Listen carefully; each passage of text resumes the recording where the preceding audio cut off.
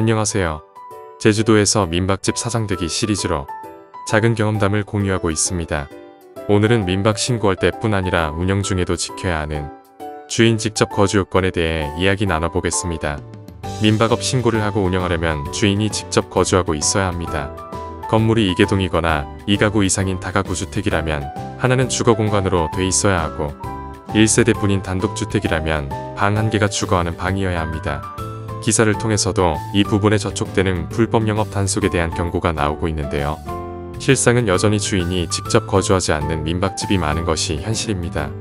특히 한 주소지 안에서 집 한 채를 독채로 운영하는 곳들, 열의 아홉은 이 지점에서 자유롭기 어렵습니다. 여러가지 이유가 있겠지만 가장 큰 이유는 돈 문제입니다.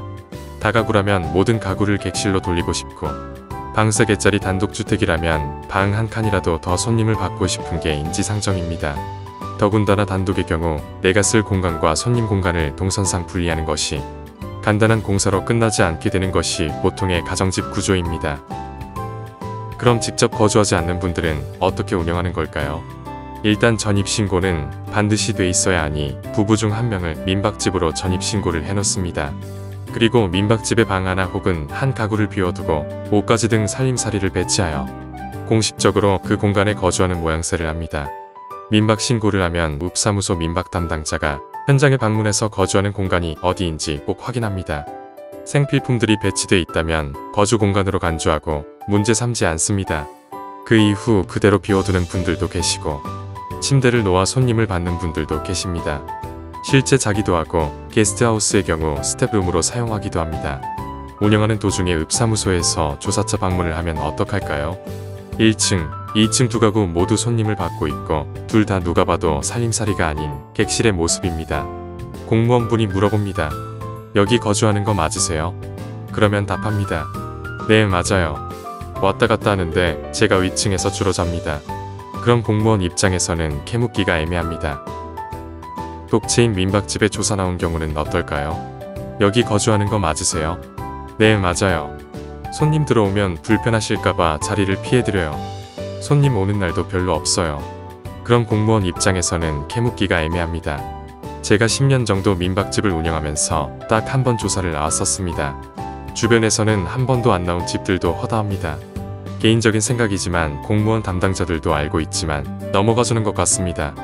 읍면 지역에서 행정기관을 오가보신 분들은 느끼시겠지만 공무원분들도 융통성을 발휘해줍니다.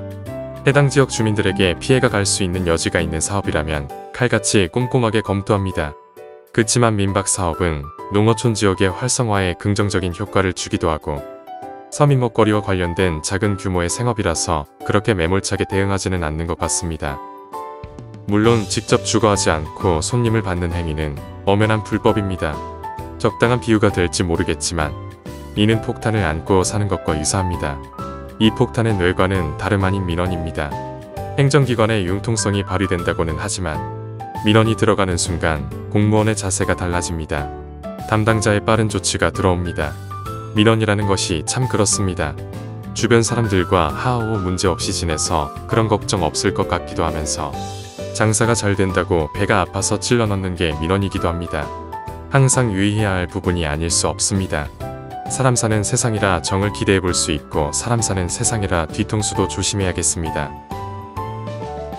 배경화면으로 보이는 3층 주택 매물은 두 가구로 분리되어 민박 운영하기에 적당합니다. 고정 댓글에 자세히 살펴보기 링크를 달아 놓았습니다.